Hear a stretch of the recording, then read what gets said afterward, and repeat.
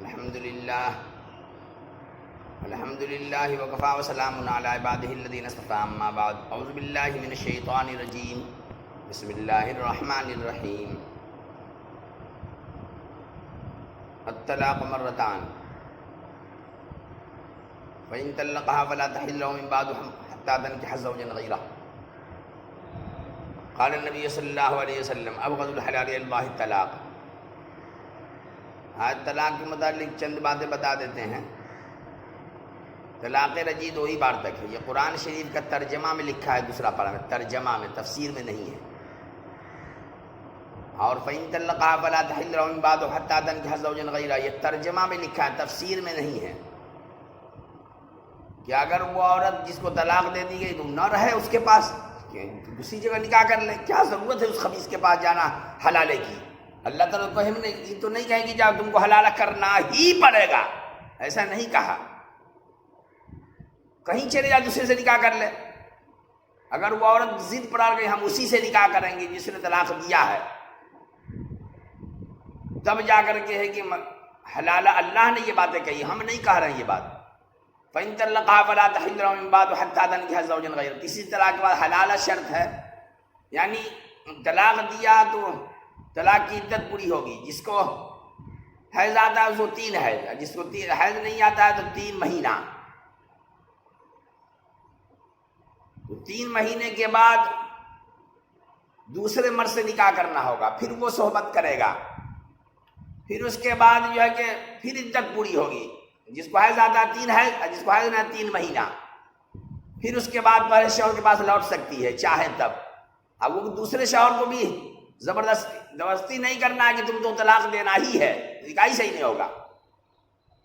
وہ چاہے طلاق دینا دے، اس شہر میں ایسا ہوا ہے کہ ایک آدمی جو ہے کہ حلالہ کے لیے نکاح کیا کہ اس کا ہم نہیں چھوڑیں گے، اس کے پاس 4 بچے بھی ہو گئے، اللہ کا فضل ہے، اب بوڑھا انتقال بھی کر گیا ماشاء اللہ، تو نہیں چھوڑا، ٹھیک ہے۔ تو حلالہ یہ فرض نہیں ہے، بس ایک صورت اللہ نے کہا کہ اگر تم اسی کے پاس رہنا چاہتی ہو تو یہ کرنا پڑے گا۔ عورت پر ظلم نہیں ہے، مرد پر ہے۔ یہ کوئی مرد یہ نہیں چاہتا کہ میری عورت کے پاس غیر آئے، دیکھ لے گا نا، جس کے اندر ذرہ برابر حص موجود ہے، اگر وہ مرد دیکھ لے گا کہ میری عورت کے پاس غیر مرد بیٹھا ہے تو فوراً طلاق دے دے گا، اتنا غیرت مند ہوتا ہے مرد۔ تو یہ عورت ہی کی قصور نہیں ہے، مرد ہی کا قصور ہے، مرد ہی کی سزا ہے کہ اس کے پاس دوسرا مرد آیا حلالہ کے ذریعے۔ اس لیے سزا عورت کی نہیں ہے۔ اب اس عورت کو کہا بھی جائے تم اگر سزا اس کو سمجھتی ہو تو تم نہ کرو اس خبیث سے نکاح، دوسری جگہ کر لو، کیا ضرورت ہے اس خبیث کے پاس جانے کی جس نے تم کو طلاق دے دیا۔ لیکن اگر اس کے پاس جانا چاہتی ہے تو صورت یہی ہے، اس صورت کو نہ ماننا، ماننے والا حلال ہی، نہ ماننے والا بس سمجھ جائیے، اس سے آگے ہم نہ کہیں گے۔ اس کا خیال رکھنا ضروری ہے۔ حضور صلی اللہ علیہ وسلم فرمایا کہ حلال چیزوں میں سب سے بری چیز طلاق ہے۔ ابغض الحلال الی اللہ الطلاق، حلال چیزوں میں سب سے بری چیز طلاق ہے۔ اس کو زبان پر بھی نہیں لانا چاہیے، اللہ کا عرش ہل جاتا ہے، اللہ کا عرش ہل جاتا ہے، اللہ اکبر۔ اس لیے بھول سے بھی اس لفظ کو زبان پر نہیں لانا ہے۔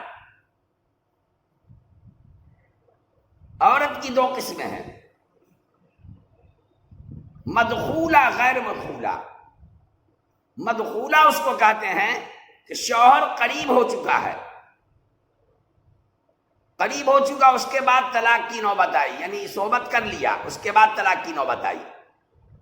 غیر مدخولہ اس کو کہتے ہیں شوہر قریب نہیں ہوا، خلوت صحیحہ حاصل نہیں ہوئی، صحبت نہیں ہوئی، خلوت صحیحہ بھی نہیں ہوئی، طلاق کی نوبت آ گئی۔ تو اس طریقے سے دونوں کا مسئلہ الگ الگ ہے۔ تو یہ جو ہے کہ خلوت صحیحہ کی نوبت نہیں آئی، صحبت کی نوبت نہیں آئی، طلاق کی نوبت آ گئی، تو اس کا مسئلہ چھوٹا ہے، تو اس کو پہلے بتا دیتے ہیں۔ نکاح ہو گیا، بیوی کو لے کر کے آ رہے تھے، راستے ہی میں شیطان نے انسانی شکل میں حملہ کر دیا، آواز لگا دی، لڑکی بدل دی گئی، لڑکی بدل دی گئی، لڑکی بدل دی گئی. لڑکا سوچا نہ سمجھا، غصے میں بس بہت طلاق دے دیا، بہت. سب لوگ بگڑ گئے. اس زمانے میں لوگ پڑھے لکھے ہوتے تھے. رے خبیث کہیں کا ایک ہی میں چھٹی ہو جاتی ہے تو تم اتنا کیوں دیا؟ غیر مدخولہ میں یعنی شوہر جس کے قریب نہیں ہوا ہے، خلوت صحیحہ نہیں پایا گیا، شوہر قریب نہیں ہوا ہے، تو ایسی عورت کے لیے مسئلہ یہ ہے کہ ایک ہی میں چھٹی ہو جاتی ہے. جتنے لوگ وہاں موجود تھے سب بگڑ گئے. خبیث کہیں کا دینا ہی تھا تو ایک دیتا، ایک ہی میں چھٹی ہو گئی. یہ جو تم اتنا دیا سب لغو ہوا، بیکار ہوا. تو غیر مدخولہ میں یہ ہے کہ ہزاروں طلاق دے دے یا سینکڑوں بھی دے دے یا 3 دے دے یا اس سے زیادہ دے دے، ایک ہی ہوتا ہے. یہ غیر مدخولہ میں ہے. اسی کو بعض بے وقوف نہیں سمجھتا ہے تو مدخولہ غیر مدخولہ دونوں کو کیا کہا دیتا ہے. کہا دیتا ہے کہ حنفی نے یہ مسئلہ لکھ دیا. خدا کی قسم یہ حنفی نہیں لکھا، یہ قرآن و حدیث کا مسئلہ ہے. بہرحال اس کو یاد رکھنا چاہیے کہ غیر مدخولہ میں سینکڑوں دے دے، 3 سے زیادہ دے دے، تب بھی ایک ہی ہوتا ہے، ایک ہی میں چھٹی ہو گئی. اور اس کے بعد ایک سے زیادہ جتنا دیا سر لغو ہے، بیکار ہے، اس پر سزا ہوگی، پٹائی ہوگی. ایک سے زیادہ کیوں دیا؟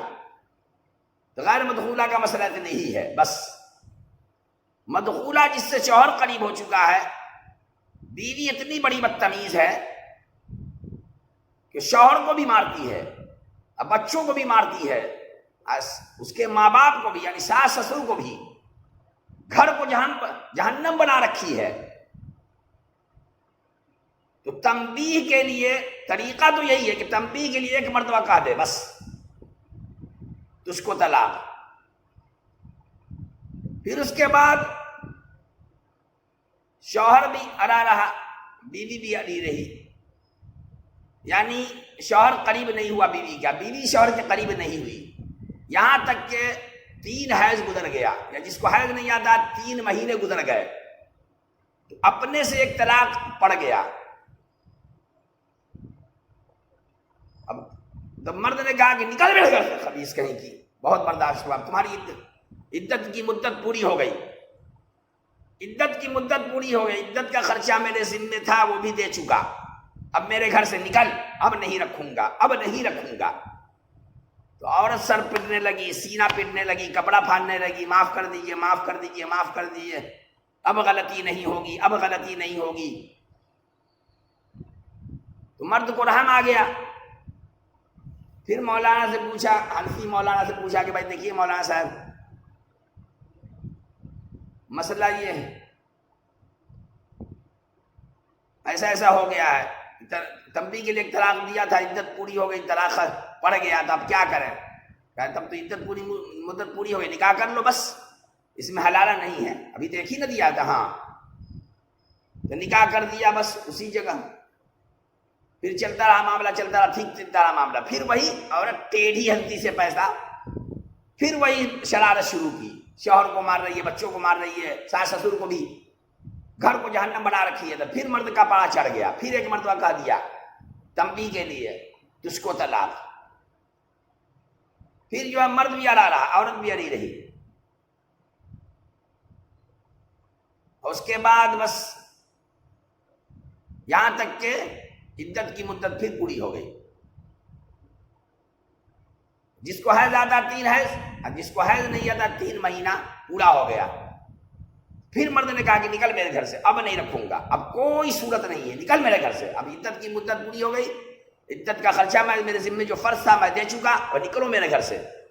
پھر عورت سینہ پیٹنے لگی، سینہ پیٹنے لگی، سر پیٹنے لگی، کپڑا پھاڑنے لگی، رونے لگی، چلانے لگی، معاف کر دیجیے، معاف کر دیجیے، اب غلطی نہیں ہوگی، غلطی نہیں ہوگی. پھر شوہر کو رحم آ گیا، پھر معاف کر دیا. پھر مجھے صاحب کو بلایا کیا کریں، دوسری طلاق دیا تھا، کہا ابھی بھی گنجائش ہے، نکاح پڑھوا لو، حلالہ نہیں ہے اس میں، دو کے مالک تھے تم. تو پھر نکاح پڑھوا لیا، رہنے لگی عورت، ٹھیک ہے.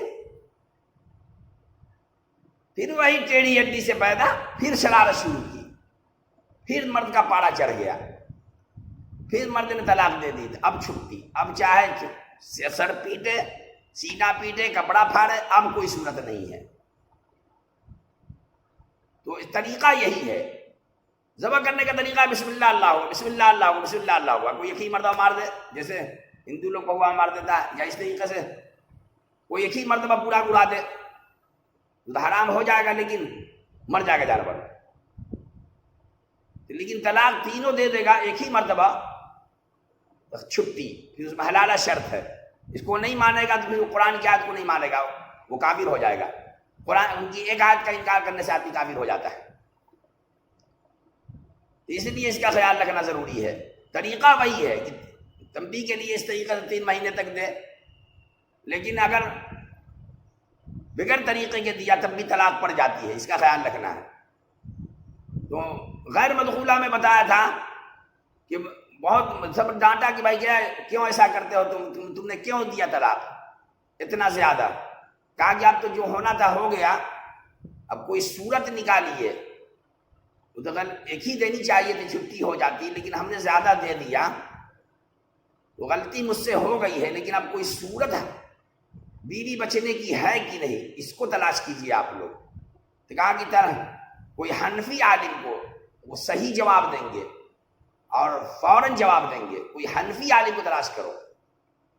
تو تلاش کیا گیا تو مل گئے، کہا کہ مولانا صاحب ایسے ایسے ہوا، شیطان نے حلہ کر دیا، لڑکی بدل دی گئی، لیکن میں نے غصے میں بہت زیادہ طلاق دے دیا، تو اب کیا کوئی صورت باقی ہے؟ کہ وہ بھی بگڑ گئے، کہ بہت دینے کی کیا ضرورت ہے، کہ چھٹی ہو، پہلے لوگ مسائل جانتے تھے اس لیے ڈانٹا، اب تو مسائل نہیں لوگ جانتے ہیں، تم کو نہیں معلوم ایک ہی میں چھٹی ہو گئی تو اتنا دینے کی کیا ضرورت تھی؟ کہا حضرت غلطی تو ہو گئی، اب کوئی صورت ہے کہ نہیں، یہ صورت ہم چاہتے ہیں۔ کہا کہ صورت تو ہے ہی، ایک ابھی تو یہ ہے کہ طلاق پڑ گئی ہے، ابھی تم 2 کا مالک ہے، جاؤ نکاح کر لو۔ نکاح کر، اس میں عدت بھی نہیں ہے، مدخولہ میں عدت ہے، غیر مدخولہ میں جیسے اور قریب نہیں ہوا اس میں عدت بھی نہیں ہے۔ کہا عدت بھی نہیں ہے، نکاح کروا لو ابھی ہے، کہا پڑھا دیجیے ابھی ہے۔ تو مولوی صاحب نے اسی جگہ نکاح پڑھا دیا اور دعا کر دیا کہ اللہ اس نکاح کو موت تک، قیامت تک، جنت تک برکت ساتھ رہنے کی توفیق عطا فرما برحمتک یا ارحم الراحمین۔ کہا ہے گاؤں میں کسی کو نہ کہنا، کسی کو پتہ بھی نہیں چلا، راستے میں کام بن گیا۔ تو غیر مدخولہ کا اتنے سا مسئلہ ہے، مدخولہ کا یہ مسئلہ ہے، تو اس کو یاد رکھنا ہے۔ یہ 3 طلاق کا مسئلہ آج کا نہیں ہے، پہلے ہی سے ہے۔ چھوٹا سا واقعہ بتا دیتے ہیں، امام اعمش رحمۃ اللہ علیہ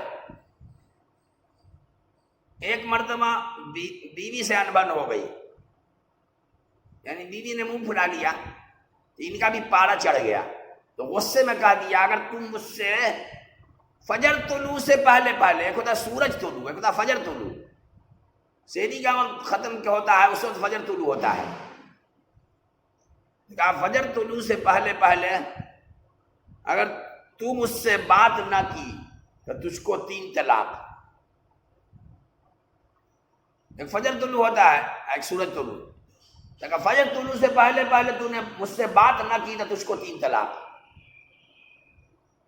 لیکن پھر جب طلاق دے دیا تو بہت افسوس ہوا کہ بیوی خوبصورت ہے، میں بدصورت ہوں۔ اس زمانے میں بیوہ کی شادی آسانی سے ہو جاتی تھی، دوسری شادی عورتوں کی آسانی سے ہو جاتی تھی، کہا کہ اس کی شادی تو آسانی سے ہو جائے گی، لیکن مجھ بدصورت کو کوئی لڑکی نہیں دے گا۔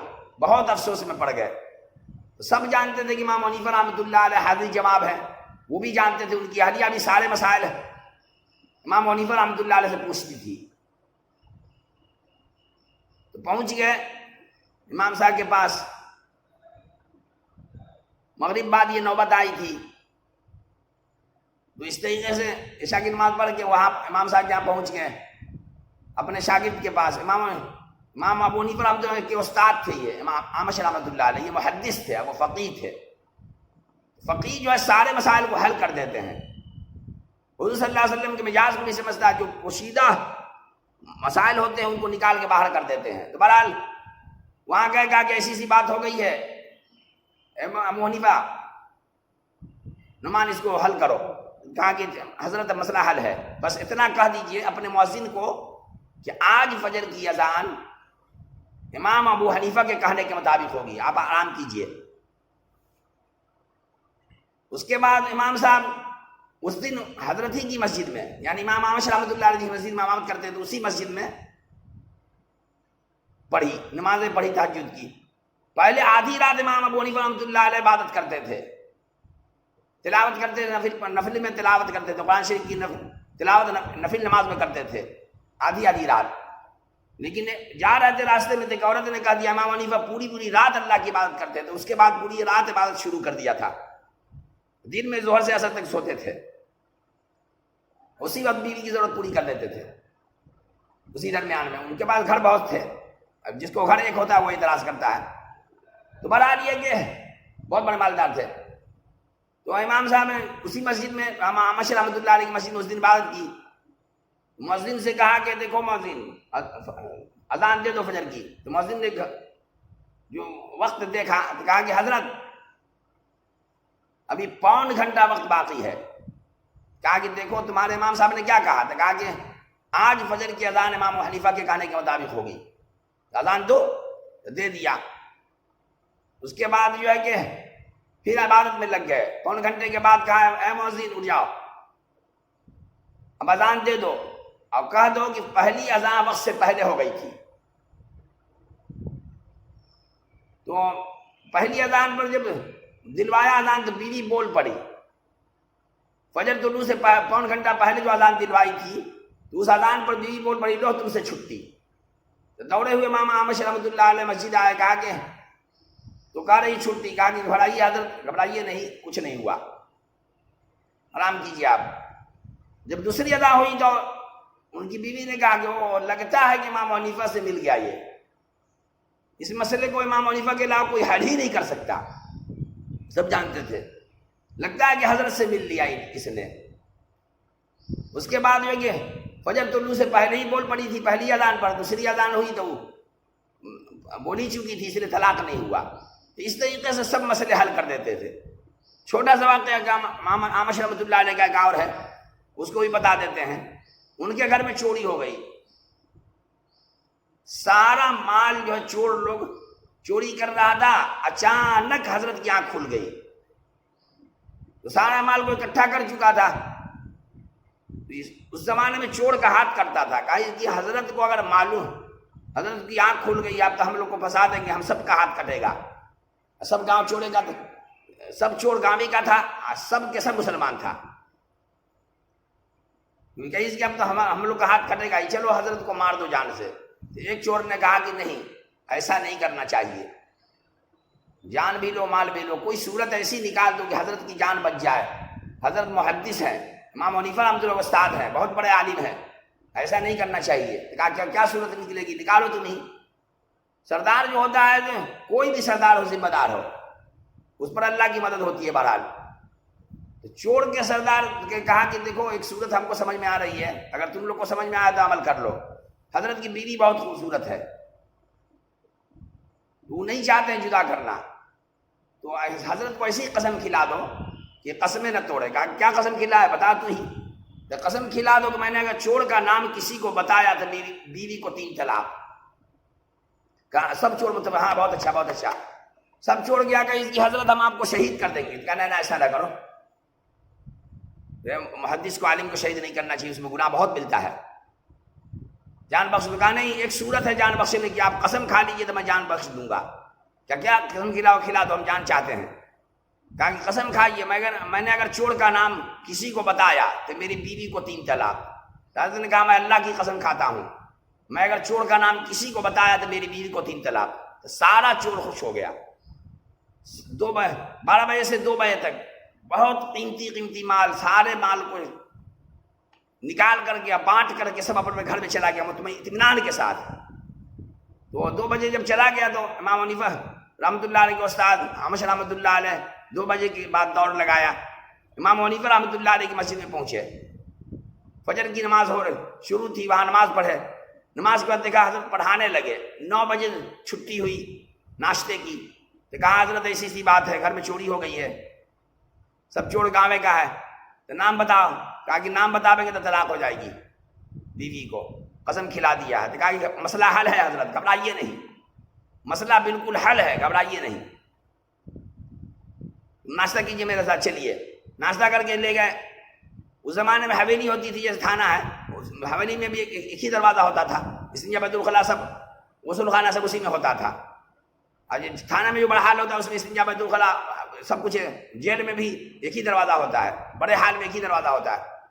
تو بہرحال یہ حویلی کی ذمہ دار سے کہا، تھانہ کی ذمہ دار سے کہ جتنے اس گاؤں میں بالغ مرد ہیں سب کو لے آ کر کے اس بڑے حال میں بند کر دو، حویلی کے اندر، تھانے کے اندر. سب بالغ مرد کو لا کے بند کر دیا. حضرت کو امام احمد رحمۃ اللہ علیہ کو چوکٹ کے ایک طرف بیٹھا دیا، ایک تھانے کے آدمی کو ایک طرف بیٹھا دیا. کہا حضرت یہ آپ سے پوچھے گا یہ چور ہے، کہیے گا نہیں جی یہ چور ہے، نہیں یہ چور ہے نہیں. جہاں چور آئے گا کہیے گا نہیں. جب جہاں چور آئے گا یہ چور ہے، تو چور نہیں رہے گا تو آپ خاموش ہو جائیے گا. چوروا پکڑا جائے گا، چوروا کا نام بھی نہیں بتائیے گا، چوروا پکڑا جائے گا. تو وہی پوچھتا تھا تھانے کا آدمی، یہ چور ہے نہیں، یہ چور ہے نہیں، یہ چور ہے نہیں، یہ چور ہے نہیں. یہاں چورا پہ خاموش، ایک پکڑا گیا. یہ چور ہے نہیں، یہ چور ہے نہیں، یہ چور ہے نہیں. یہاں چورا پہ خاموش، دوسرا پکڑا گیا. سب نکل رہا تھا کہ بات دیکھ رہے، یہ چور ہے نہیں، یہ چور ہے نہیں، یہ چور ہے. یہاں چورا پہ خاموش، تیسرا یہ بات دیکھ رہے. سب لوگ نکل گئے تو سے چور پکڑا گیا. سب کان پکڑ کے اٹھا بیٹھی کرنے لگا، معاف کر دیجیے، معاف کر دیجیے. امام حنیفہ رحمۃ اللہ سے کہا کہ ہم کو جو ہے نا سفارش کر دیجیے، اللہ حضرت معاف کر دیں، نہیں تو ہم لوگ ہاتھ کر جائے گا، معاف کر دیں. ہم سب پکے، ہم سب جو ہے نا کہ مسلمان ہیں پکے، اب پکے نمازی بن جائیں گے. 5 وقت کی نماز حضرت کے پیچھے پڑھیں گے. گاوے کے لوگ ہیں ہم، 5 وقت کی نماز حضرت کے پیچھے پڑھیں گے. سچی پکی توبہ کرتے ہیں، ابھی مال لوٹا دیتے ہیں. تو مال بھی لوٹا دیا، سچی پکی توبہ کی کر لیا. سب پکا نمازی بن گیا، دیندار بن گیا، حضرت سے پڑھ کر کے فقیہ بن گیا. اور یہ کہ دیندار بھی بن گیا، مال بھی لوٹا دیا، بیوی بھی بچ گئی. تو یہ ہے امام حنیفہ رحمۃ اللہ. اس قسم کے بہت سے واقعات ہیں انشاءاللہ، اور واقعات آئندہ بتائے جائیں گے. اللہ تعالیٰ کہنے سننے سے زیادہ عمل کی توفیق عطا فرمائے.